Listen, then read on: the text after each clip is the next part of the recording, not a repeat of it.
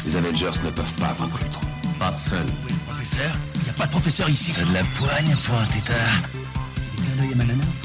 Alors, certes, il y a eu des scènes de panique, Ta nana. certains préjugés. Et on descend avec le lapin blanc au fond du gouffre. Eastwood. Clint Eastwood. Qu'est-ce que c'est que ce nom à la mort moelle-l'œil? Sa vie dans une école. Pourquoi vous obstinez-vous à ne pas comprendre mon action?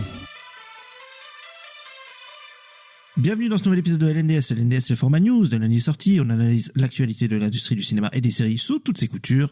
Et pour ce faire, je suis comme d'habitude avec Al. Bonsoir Al. Bonsoir Ista, comment ça va?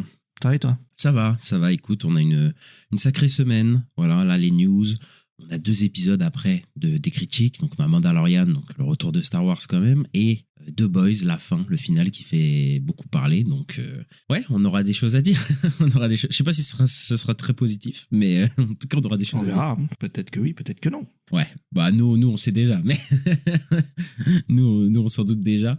Mais écoute, bon, on va parler de quelque chose, en tout cas on est sûr d'être positif, c'est d'aller chez Warner et de parler de Batman Partie 2, Ista, et oui, puisque voilà, on a été très hypé par le compte Twitter de Matt Reeves, qui a fait sa version des chaises, enfin des révélations des chaises de Doomsday, mais bah, sur Twitter avec des gifs, quoi. Donc c'était assez spécial, mais bon, il a balancé... Mais elle avait balancé que Robert Pattinson en Batman reviendrait dans The Batman Partie 2, et ça c'est une info, les gars. C'est fou. c'est fou ça quand même. Et non, bon, bref, il a annoncé à peu près tout le casting de Batman Partie 2, donc on a évidemment Robert Pattinson, on a Andy Serkis qui revient, Colin Farrell, Jeffrey Wright, la mère Bella Real et quelques persos qu'on a vus évidemment du premier film, et il a annoncé le nouveau casting, donc voilà, après ça a été confirmé, mais il y a plein de trucs dont on s'en doutait. Sebastian Stan a été évidemment parmi ceux-là, Scarlett Johansson et Charles Dance, voilà, c'était toutes les rumeurs qu'il y avait eu, bah c'était bien vrai. Mais après, il a ajouté 2 noms dont on ne savait pas, un certain acteur qui s'appelle Sébastien Koch et Brian Tyree Henry, qu'on a pu voir par exemple dans Bullet Train, par exemple, ou des films comme ça. Donc c'était assez intriguant tout ce casting-là. Le dernier Godzilla. Ouais, on va pas, voilà, il a fait des Godzilla, des trucs comme ça, on va pas les retenir, mais parce que c'est un acteur quand même assez talentueux. Et puis je crois que c'était en Atlanta qui s'était fait connaître lui, ou un truc comme ça. Oui, c'est ça. Et après, on l'a vu dans pas mal de trucs, dans Eternals et tout. C'est ça. Mais lui, on n'avait aucune info de qui serait dedans, il n'y avait pas du tout eu de rumeur, donc c'était assez surprenant. Et ce qui est assez surprenant, Ista, c'est qu'il y a certains noms, certains acteurs, on sait pas vraiment qui ils vont jouer quand même. C'est ça qui est assez bizarre, alors qu'on avait des rumeurs et bah, c'est assez spécial quand même. Oui, bah en fait, le truc, c'est que Matt Reeves, il a annoncé des acteurs, mais il a pas annoncé leur rôle. Donc, bon, ceux qu'on a déjà vus, forcément, dans le film d'avant, on sait qui joue. Mais oui, les médias avaient annoncé notamment Sebastian Stan en Harvey Dent, Scarlett Johansson en Ogila Dent et Charles Dance en père de la famille Dent, quoi, Christopher Dent. Et en fait, bon, maintenant, il y a Jeff Snyder qui dit qu'en fait, ce serait pas ces rôles-là. Et en fait, bah, c'est possible, parce qu'en fait, comme il n'a pas annoncé vraiment qui joue quoi, en fait, les spéculations sont encore possibles, en fait. Hein. Bah, surtout que Sebastian Stan est apparu avec, on va dire, un look assez différent et qui fait pas forcément penser à Harvey Dent. Bon, après, voilà, il y a du maquillage, il y a des perruques, et puis il y a des versions différentes du personnage, mais c'est vrai qu'il apparaît, je crois qu'il a pas beaucoup de cheveux, là, il s'était rasé les cheveux ou quoi. Et puis il pousse à la salle, bon, pour jouer un avocat, moi je trouve ça bizarre de montrer ces photos-là. Et en fait, peut-être que les rumeurs avaient un petit peu tort, quoi. En fait, peut-être que Harvey Dent est bien dans le film, hein, mais peut-être que c'est pas du tout Sebastian Stan, et Sebastian Stan joue pas du tout ça. Et moi je pense qu'il joue Hush, il joue le silence. Hein. Moi je sais pas pourquoi, je le sens là-dessus, je sens qu'on est parti là-dessus, je suis quasiment sûr, je sais pas pourquoi. Ouais, c'est possible, ou alors il joue Killer Croc. Ça va être compliqué là. Voilà, moi si je fais des théories. Mais oui, non, mais Hush, ce serait probable. Après, il pourrait y avoir des trucs avec la cour des hiboux, parce que voilà, en fait, c'est tous les trucs pour lesquels on faisait un peu des théories, parce que c'était ce qui était un peu plus, qui pouvait matcher avec l'univers de Matt Reeves, qui reste quand même assez réaliste et pas très fantastique, quoi. Donc des trucs comme Hush, enfin des personnages comme Hush, ou des concepts comme la cour des hiboux, ça pourrait fonctionner. Voilà, Killer Croc et des trucs comme ça c'est pas possible. Bah, ça pourrait même prolonger les thématiques du premier film de Batman. Donc il y a ça, et après il y a aussi le fait que pourquoi ne pas révéler les noms. Enfin après peut-être qu'ils vont venir dans les prochaines semaines et ce sera vraiment Harvey Dent et tout ça, mais apparemment s'il joue Harvey Dent et que c'est pas caché par le film, il y a aucune raison de le cacher, tu vois, il y a aucune raison de dire on va le cacher ou quoi, tu vois, mais bon. Il y a quelqu'un qui a fait une théorie en mode ils vont gender swap Harvey Dent et ça va être Scarlett Johansson. Écoute, Peut-être, je sais pas du C'est tout. possible. Parce qu'ils ont fait ça, tu sais, dans Capit Crusader, il y avait un truc comme ça avec un personnage, il avait changé de sexe. Je sais plus c'est lequel. C'est le pingouin, je crois. Je sais plus, mais ils l'ont déjà fait dans. Voilà, donc on verra, hein, mais ça c'était une théorie, c'est de quelqu'un qui dit ça. Juste par rapport à Capit Crusader, mais bon, Moi, je pense qu'ils vont fusionner deux trucs. Moi, je pense que Sebastian Stan, il va jouer Hush. Et que Scarlett Johansson, ça va être le fantôme du film Mask of the Phantom. Ah, mais c'est vrai qu'il y avait cette théorie, j'avais oublié, au tout début de Scarlett Johansson.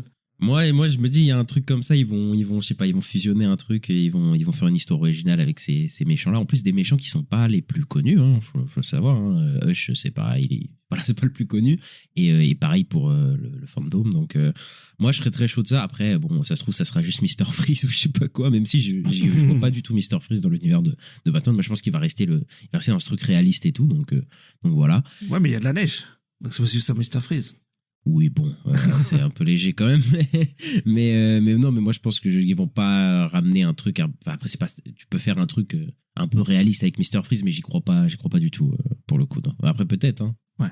Peut-être ils vont, je sais pas, ce sera Freeze et Scarlett ce sera sa femme qui va se faire congeler, voilà, c'est tout. C'est ce qui va se passer. Ouais, de toute façon, tout est possible, mais ils vont pas prendre Scarlett Johansson juste pour la congeler et puis Ouais, ça ça m'étonnerait. serait chaud quand même. Non, c'est vrai, j'y crois pas tellement. Mais en tout cas, gros casting. Il y a aussi Brian Tyree Henry, on ne sait pas quel rôle il va jouer, ça va être intéressant de voir ça. Et bon, moi, c'est mon film que j'attends le plus l'année prochaine, je pense, de Batman partie 2. Donc bon, écoute, je suis chaud. Hein. Moi, j'ai une théorie sur Brian Tyree Henry. Je dis, il va faire Harvey Bullock. Voilà. Bah écoute, Bullock, c'est un goat, hein, Bullock. Moi, j'adore.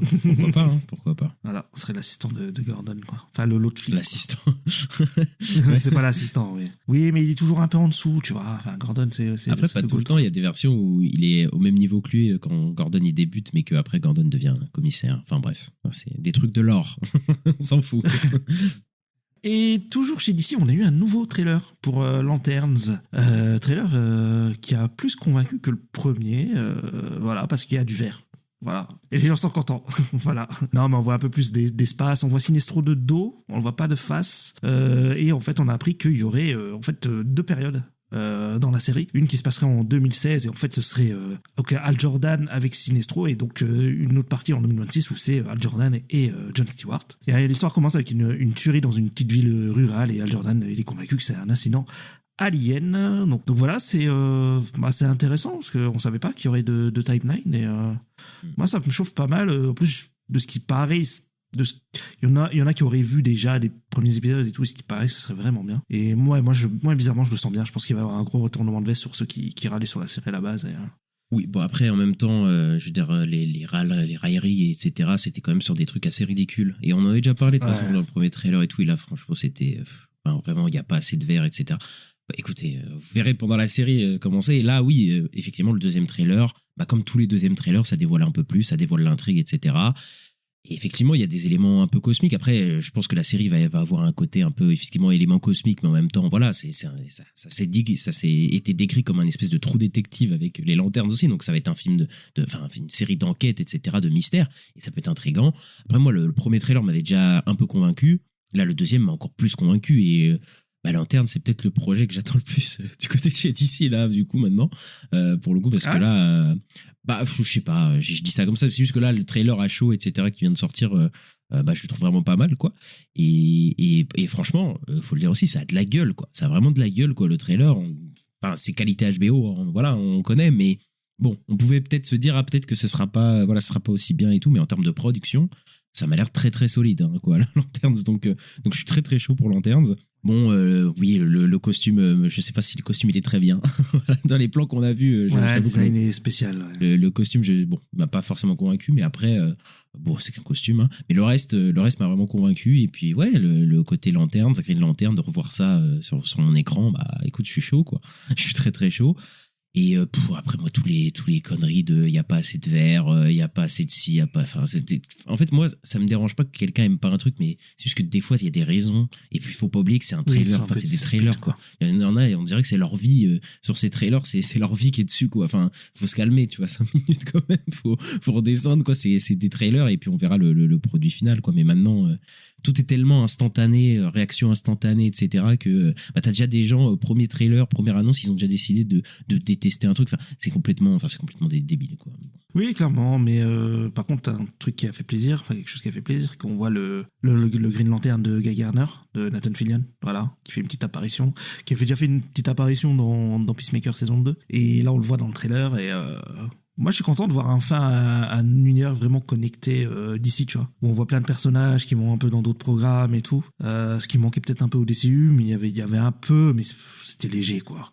Tu veux dire l'ancien DC EU, quoi. Oui, le DCEU. Le DC après, le DCEU, c'est parti très vite en couille, quoi, aussi. C'est ça le problème, c'est que les éléments connectés, ils étaient plus trop connectés, chacun était dans son coin, quoi. Donc, bon, c'était compliqué. Ouais, c'est ça. Et puis les seuls éléments connectés, c'était les caméos de Gal Gadot.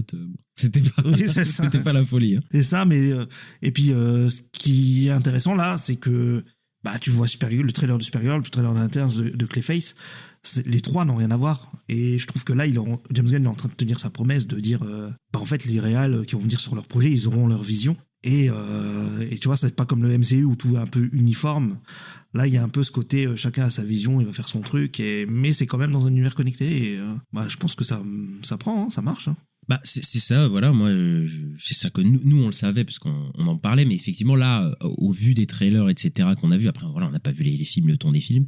Effectivement, tu l'as dit, la promesse a l'air d'être complètement tenue. Hein. Enfin, là, il n'y a pas de. On va voir des trucs différents, des visions différentes, des partis pris différents sur 3 projets qui sortent cette année.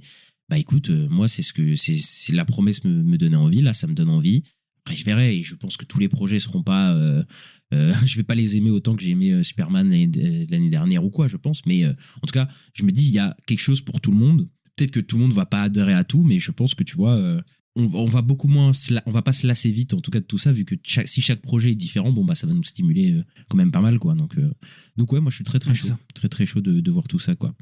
Et puis d'ailleurs, on a appris qu'ils préparent déjà même potentiellement la saison 2, Ista. Oui, DC Studios a embauché Christopher Cantwell, voilà, qui a travaillé sur la série Halt and Catch Fire. Donc pour la saison 2 de Lanterne, ça va être l'écrivain et le producteur exécutif.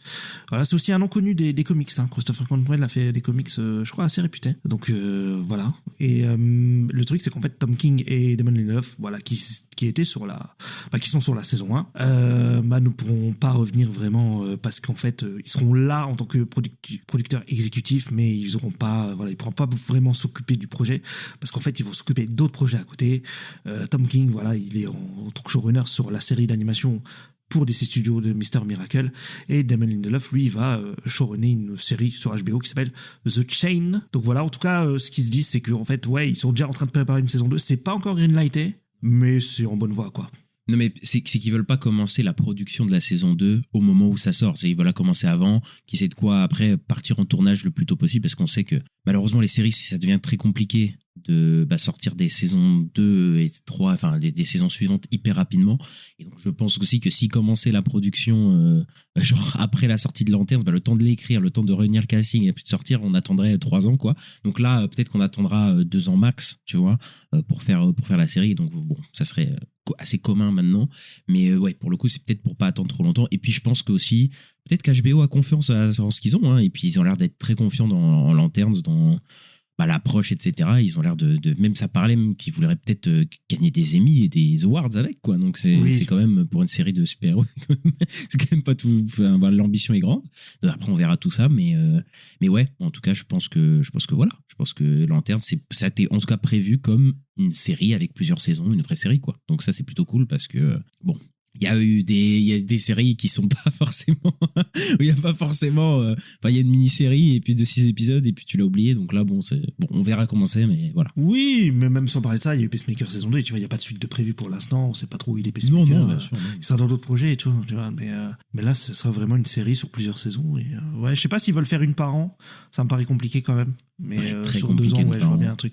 Après, le truc avec les univers partagés, c'est que bon, peut-être, enfin, on ne va pas attendre pour voir du Lanterne, puisque par exemple, on sait que dans Man of Tomorrow, il y a Aaron Pierre, donc déjà on aura du Green Lantern aussi dedans. Donc bon, peut-être que l'attente se fera moins sentir, mais c'est vrai que bon, on vit dans une ère où si ça marche bien, si c'est bien, on va attendre la saison 2 très vite. Donc bon, voilà. Mais bon, ouais, c'est comme ça, quoi. Et on va partir du DCU, mais on va rester chez Warner, puisqu'on a des infos sur le film Hello Kitty, voilà, qui est préparé à Warner Bros. Voilà, Warner Bros. Qui a fait le carton, on le rappelle, avec Barbie, avec 1,6 milliard, un truc comme ça.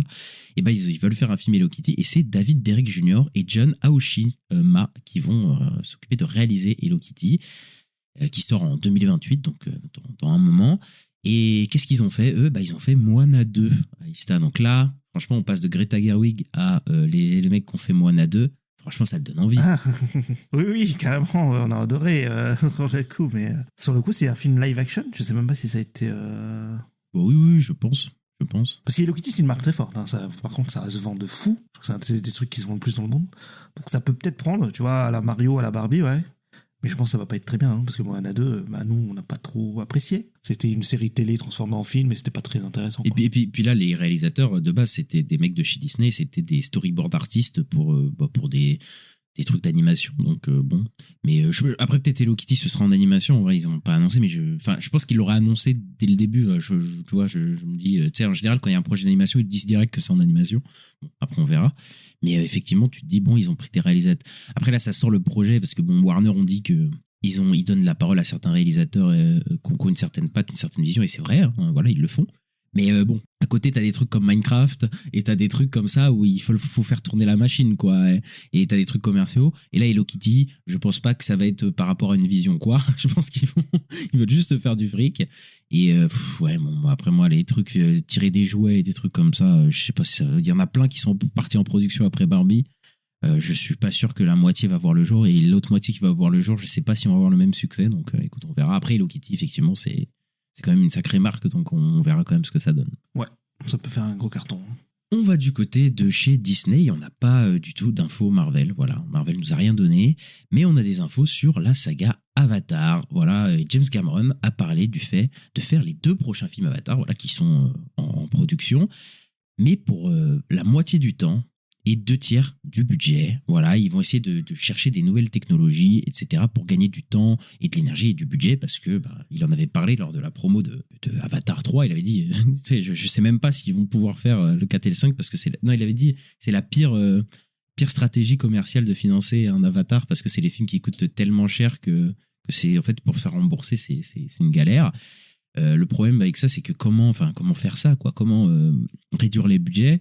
Il y a certaines manières et tout, mais c'est des films quand même, dans tous les cas, qui sont technologiquement tellement à la pointe et qui nécessitent, voilà, énormément d'argent, que faire tout ça pour moins d'argent, peut-être que Cameron, il va développer des nouvelles technologies, il va trouver un moyen, mais je sais pas comment ils peuvent s'en sortir, je sais pas comment ils peuvent faire ça, hein.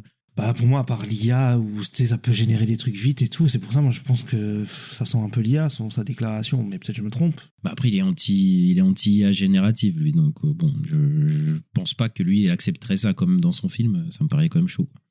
Je sais pas, peut-être, mais si Disney font chier, je sais pas, parce que là, j'ai l'impression que le Avatar 3, ils sont pas trop contents, même s'il a fait 1,5 milliard, quoi, 1,4 milliard, je sais plus, mais tu vois, il a fait moins que le 2. Et je sais pas s'ils sont satisfaits, en fait. Je me demande vraiment si en interne ils sont satisfaits ou pas. J'ai l'impression que pas vraiment, parce que, comme il avait dit Cameron, oui, il faut faire 1,5 milliard pour être rentable avec Avatar, parce que ça coûte ultra cher. Et moi, s'ils veulent faire ça plus vite et moins cher, à part l'IA, je vois pas trop. Après, peut-être que oui, il va développer un truc, mais il faut aussi le temps de développer la technologie. Mais bon, comme il l'a dit, je crois que dans l'interview, ils disent on a 1 an pour y réfléchir et voir ce qu'on va faire. Mais ouais, moi je trouve que ça fait un peu flipper quand même. Après ils peuvent, je sais pas, je sais pas du tout. Après je connais pas toutes les technologies. Après c'est 1 an pour réfléchir à ça. Normalement t'as le temps pour réfléchir à essayer de maximiser les coûts. Après ils peuvent peut-être réussir à maximiser les coûts, etc., et faire que ça coûte moins cher. C'est possible. Mais en fait c'est avec vu l'ambition de James Cameron et vu les ambitions quand même d'une saga, et qui est toujours d'être de plus en plus gros, hein, parce que en général c'est ça, hein, c'est toujours le prochain film sera encore plus impressionnant, sera plus.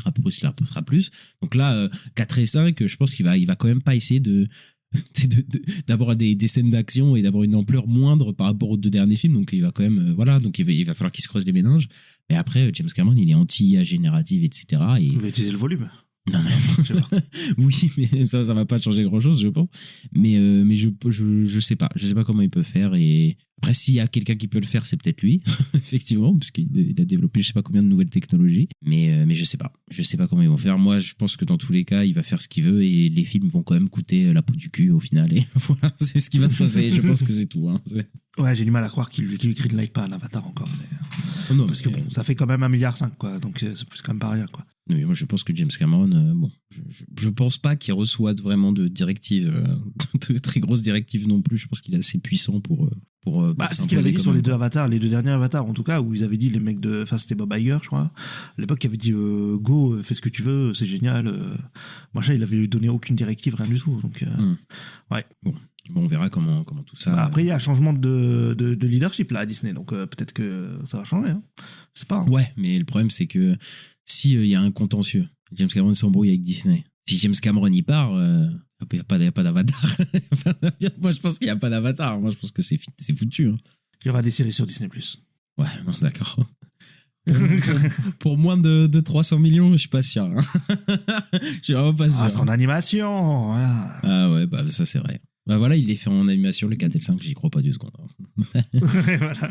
Et on reste chez Disney avec le prochain Pixar, enfin pas le prochain, celui de l'année prochaine, parce que d'abord il y a Toy Story, mais c'est Gâteau, voilà, avec le chat, on en avait parlé, il y avait eu un concept art qui s'était sorti, et en fait, avec voilà, une image du chat, avec un décor et tout, et en fait, bah ce serait pas un concept art, mais ce serait le visuel final du film, et voilà, donc un designer de Pixar, il a dit que voilà, en fait c'est modelé en 3D, et les détails en fait sont peints par-dessus. Et aussi on a appris que Mark Ruffalo va faire la voix de Nero, donc qui est le chat qui est dans Gâteau, donc le personnage principal. Et donc ouais, ça sortira en 2027, ça je l'ai dit tout à l'heure. Mais ouais, en tout cas il y a peut-être une volonté chez Pixar de changer un peu de style, et moi ça me va parce que ça fait plusieurs podcasts où on râle un peu du style de cette 3D là, Pixar Disney, qu'on a depuis 30 ans. Et bon, ça commence un peu peut-être à vieillir et ça manque un peu de personnalité, moi je trouve en tout cas. Effectivement, il renoue là avec peut-être une tradition qui s'est un peu perdue, et même pas forcément que chez Pixar, hein, même dans toute l'industrie malheureusement hollywoodienne d'animation,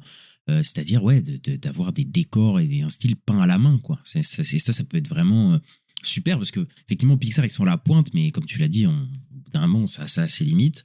Et là, j'avoue que là je suis un peu hypé, quoi, parce que bah, Pixar ils ont eu leur grand jour, etc.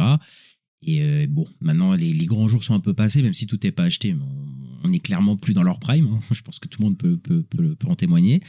Mais c'est vrai que de revenir à quelque chose qu'on demande hein, vraiment dans l'industrie depuis 10 ans, j'en sais rien, depuis un gros moment. Et quand je vois la première image, bah, j'avoue que je me dis, bah attends, si c'est une image du film là en mode peinture, après, je sais pas de quel peintre ils vont s'inspirer, je m'y connais pas assez, mais franchement ça me donne un petit peu envie, quoi. Ça me donne un petit peu, en plus d'aller à Venise, etc., peint comme ça, bah ouais, moi j'ai envie de voir ce qu'ils vont faire. Et en plus ils ont la budget, ils ont les technologies, ils sont à la pointe, ça peut être ça peut être renversant, quoi. Après par contre c'est un pari de revenir à quelque chose qui n'est pas la 3D de base qu'on connaît, qui rassure un peu tout le monde, tu vois. Mais s'il y a un studio d'animation qui peuvent parier et réussir, c'est eux, hein, donc. Oui, c'est vrai, mais c'est vrai que ça pareil parce que c'est aussi une nouvelle licence, c'est pas une suite, tu vois, genre le Chapeauté 2 qui a changé son style complètement par rapport au premier Chapeauté, où ils sont partis sur ce truc-là, mais il y avait quand même la marque Chapeauté derrière, quoi. Et là, c'est vraiment un nouveau truc, donc je pense que ça peut se casser la gueule, mais ça peut aussi révolutionner un peu.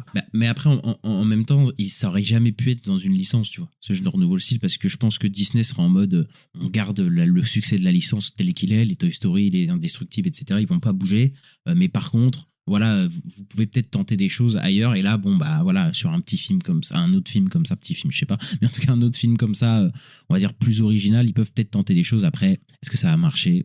Je sais pas, mais en tout cas, je serais très, très, très hypé. Mais même si, là, on a eu un trailer quand même d'un film qui était fait différemment, enfin, c'est un film stop motion, Wildwood, là, qui a cartonné sur les réseaux, et les gens ont trouvé le film magnifique, etc.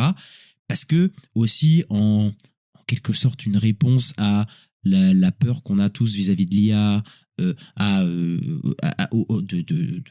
peu contrer les normes qu'on a dans le Hollywood actuel d'animation. C'est vrai que ce trailer, il a fait un peu une bouffée d'air frais, tu vois, pour les gens, je pense aussi. Et donc peut-être que c'est ça que les gens aussi cherchent vis-à-vis de ça, vis-à-vis de toutes les problématiques qu'on a vis-à-vis de la création. C'est quelque chose de neuf et d'humain en fait, enfin la stop motion, il y a pas plus fait par l'humain que la stop motion, tu vois. Donc c'est ça qui est bien. Donc il y a peut-être aussi cette recherche là de la part des spectateurs et on verra ce que ça donne. Ouais, je pense aussi qu'il y a une fatigue du style, comme j'ai dit, Disney Pixar, quoi. Ça aussi, hein. Parce qu'il y en a, ils aimeraient bien retrouver le Disney des années 90, tu vois, le style de Aladdin ou les trucs comme ça. J'ai déjà vu des gens. Mais après, c'est ça qui est bien. Vouloir ça, tu vois. Pixar, ils n'ont jamais fait de 2D, tu vois. Leur marque de fabrique, ça a toujours été la 3D, mais c'est eux qui reviennent à quelque chose d'un peu plus de traditionnel, quoi.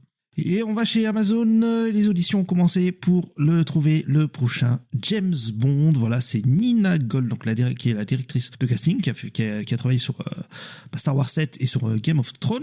Elle a dit que le prochain James Bond, il doit avoir l'acteur, il doit avoir du sex appeal, et elle cherche quelqu'un qui serait assez jeune pour jouer dans 3, 4 ou même plus de films de James Bond. Et on a appris que Tom Francis a auditionné pour jouer le nouveau James Bond. Et il y en a, ils ont dit, comme on sait que lui il a auditionné, ça veut dire qu'il va pas avoir le rôle. Donc voilà, c'est possible. Et en tout cas, il y a une volonté de faire clairement un renouveau avec un jeune James Bond et faire plein de films, quoi. Oui, ils veulent exploiter la licence, ça c'est sûr. Après, j'ai vu le gars, il a pas fait grand chose, donc voilà, mais écoute, j'ai vu des gens démentir, dire qu'il n'y a pas du tout de casting et que c'est des rumeurs, etc. Bon, je sais pas, mais en tout cas, je pense que ça avance pas mal et ça confirme un peu ce qu'on pensait, hein, je veux dire, de ce qu'ils cherchent. Et écoute, on verra ce que ça donne, mais là, je sais pas, le projet là, en fait, je le sens pas, moi, ce projet du tout. Je sais pas, les nouveaux dirigeants, etc., ce qu'ils ont l'air de vouloir de cette saga. Moi, j'ai jamais été fan après le James Bond, mais je sais pas si ça me donne vraiment envie. Et Villeneuve, je sais pas dans quoi il s'est embarqué. Écoute, parce que je pense qu'il a toujours voulu faire un James Bond, etc., mais je sais pas si l'expérience va valoir le coup. Je sais pas du tout. J'ai l'impression que James Bond, c'est une grosse saga pour beaucoup de réalisateurs un peu de l'âge de Villeneuve ou Nolan, tu vois. Enfin, il y a un truc comme ça où c'est des trucs qu'ils ont vus quand ils étaient gamins, un peu comme Star Wars, et ils ont envie peut-être d'en faire un, tu vois. Et parce qu'on sait que Nolan, il est ultra fan aussi de James Bond. Et ouais, je pense qu'il y a un délire comme ça où ils ont un peu envie, et c'est pour ça que Denis Villeneuve, il y a été, mais on verra. Écoute, après, à l'époque de Craig, c'était aussi un peu ce truc-là de faire plein de films avec lui, et donc c'est un peu ce qu'ils ont fait, mais il était plus âgé quand même, Craig. Là, j'ai l'impression que c'est un peu comme le jeu vidéo qui est sorti là, je crois qu'il est sorti. Ou sur la fin du mois, je sais plus, où il y a un James Bond très jeune, peut-être la vingtaine ou un truc comme ça. Et ouais, je pense que l'idée, ça va être ça. Hein. Écoute, on verra ce que ça donne, mais je sais pas. Moi, en tout cas, ça me donne pas tellement envie, je t'avoue, James Bond pour l'instant. Après, ça se trouve, Denis Villeneuve, il va nous sortir des très belles images, etc. Et ça va être un super thriller. Et voilà, il a fait Sicario, j'aime bien Sicario, peut-être que ça va être bien. Donc, on va parler d'une saga perdue, la saga Expendables, voilà, qui va revenir en Expendables. Expendables, qui serait un Expendables mais avec un cast entièrement féminin, et ça se passerait dans les années 90. Il n'y a pas encore de casting, etc., mais bon, ils peuvent clairement s'amuser avec le casting, avec toutes les femmes d'action, les anciennes femmes d'action, etc. Je les vois bien peut-être ramener des Uma Thurman, des trucs comme ça. Ah oui, j'avais pas. Oui, ok, ouais. Ils en ont plein. Après, si c'est des Expendables. Je sais pas, il y en a quand même des marquantes des années 80, 90, 2000. Sigourney Weaver. Sarah Connor aussi, tu vois, même Jackie Brown, là, tu vois, tu peux t'amuser avec ça, mais bon, Expendables, c'est une saga, j'ai l'impression qui est morte avec le 2, quoi. J'ai l'impression que, il y a eu le 2. Oui, c'est ça, j'allais dire, il y en a que un qui est bien. Était bien, et le 3, après, je me souviens pas tellement du 3, et puis voilà, c'était un peu au point mort, puis il y a eu le 4 qui est sorti, qui était absolument abominable. Voilà. Et bon, après, faut voir, mais je sais pas si ça va vraiment être si intéressant que ça, Expendables, là. Et puis bon, s'ils mettaient un casting avec Megan Fox, je sais pas quoi, tu vois, là, je serais en mode bon, écoute. Là, vraiment, ah oui, mais elle était dans le dernier, Megan Fox. C'est pour ça que je dis ça. Et je dis, bon, s'ils me font un truc comme ça, franchement, ça. Après, s'ils font un casting à base de Sarah Connor et des trucs comme ça peut être, voilà, je pense que ça peut attirer du monde, mais franchement, moi, les Expendables, c'était bien une fois, mais je m'en fous un peu, quoi. Ouais, pareil, c'est pas très intéressant. Vu que le dernier, c'était un énorme flop, je sais pas pourquoi ils continuent de tenter, mais écoutez, tentez, hein, mais moi, je pense que ça va pas trop prendre. Hein, mais écoute, on verra ce que ça donne. on a appris que Sam Raimi va réaliser un remake du film Magic. Voilà, l'histoire suit un ventriloque voilà, dans lequel sa poupée commence à prendre le contrôle de sa vie et l'encourage à commettre des actes violents. Donc de ce que j'ai compris, Magic en fait c'est un peu ce qui a inspiré la saga Chucky, voilà, la saga d'horreur avec la poupée qui tue. Donc oui, ça a l'air d'être un peu un truc d'horreur. Moi je l'ai pas vu, c'est avec Anthony Hopkins, hein, le premier film. C'est un vieux film, fin des années 80 je crois. Après moi je suis juste content de voir que Sam Raimi il est productif quoi. Parce que pendant des années on l'a pas vu. Et là, après Sendel, puis tout, il fait un remake de ce film-là et tout. Moi, je me dis, avec Sam Raimi, ça peut être quand même un peu rigolo avec une poupée et tout. Donc, là, oui, on va renouer avec le Sam Raimi horrifique et tout, parce que Sendhelp, il y avait un peu de ça, mais c'était surtout une comédie quand même, Sendhelp. Et là, je pense que oui, là, il va se donner à fond. Bon, ça restera une comédie horrifique, comme d'habitude, je pense, avec lui. Mais je pense que là, le côté horrifique, il va pouvoir le pousser comme il le faisait à l'époque, quoi. Donc, et puis, Sam Raimi, je suis toujours intéressé par son travail, mais bon. Est-ce qu'il ferait ça, enfin, il y a le temps, mais moi je veux le voir sur Batman, voilà, c'est tout. Voilà. Depuis que j'ai vu l'idée, j'ai plus envie d'autre chose. C'est ça. Depuis qu'il a dit lui-même. Oui, c'est ça. Au lieu d'avoir l'autre là, bon.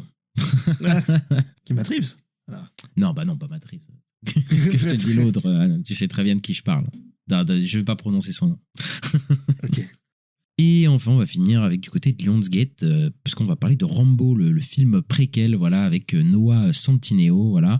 Et il y a un acteur qui rejoint le casting, c'est James Franco, voilà, qui revient. Et c'est son premier film de studio hollywoodien, voilà, depuis longtemps. Pour le coup, parce que depuis 2018, voilà, parce que il a reçu plusieurs allégations, voilà, d'harcèlement sexuel, d'agression sexuelle, voilà, par 5 femmes en 2018. Il y avait même une mineure impliquée, etc. Et c'est vrai qu'il s'était fait très petit. Il y a même Seth Rogen qui en avait parlé, il a dit qu'il avait coupé les ponts, je crois, un peu avec lui, etc. Et là, on l'a revu, il était à Cannes avec sa copine, voilà, pour aller voir des films ou je sais pas quoi. Et pour le coup, donc on a fait, bizarre là quand même, il revient petit à petit le James Franco et tout. Et là, c'est clair et net, quoi. Il revient clairement dans l'industrie, il y en a plein. Enfin, plein. Il y en a certains qui reviennent quand même, hein. Voilà, Brett Ratner, il y a certains acteurs et réalisateurs qui reviennent petit à petit alors qu'ils ont été cancel pour des accusations, etc. Là, franchement, moi, James Franco, il y a quand même tellement d'accusations sur lui, sur le fait qu'il avait des élèves qui se tapaient, qui draguaient des mineurs, etc. Tu fais, les gars, faut se calmer. Et là, t'as 5 meufs qui l'accusent d'agression sexuelle. Là, c'est quand même un petit peu chaud, quoi, pour voir le film. Après, le film, il est loin d'être fait, etc. On verra, mais ça dégoûte un peu, quoi. En fait, c'est surtout qu'il revient dans un gros film, parce qu'en fait, il est déjà un peu revenu, parce que je crois qu'il était dans le dernier Largo Winch, que personne n'a vu. Mais je crois qu'il joue. Mais il est pas revenu dans un gros système, etc. Tu vois, genre, voilà, il a fait des films et tout, comme pas mal d'acteurs un peu has-been, etc. Mais là, d'être dans un gros, là, c'est le préquel de Rambo, etc. C'est quand même un gros truc, quoi.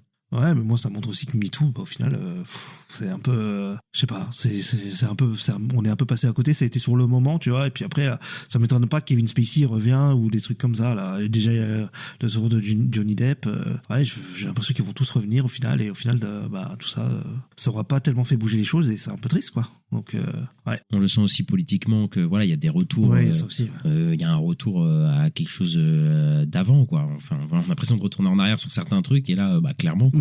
Donc, écoute, ouais. On verra comment la situation évolue à Hollywood, mais effectivement, je crois que c'est plus qui en avait parlé là en ce moment à Cannes, justement. Ouais, voilà, je crois que c'était Ken Blanchett aussi qui avait dit que la situation n'avait pas tellement changé, etc. Donc, voilà. Assez triste.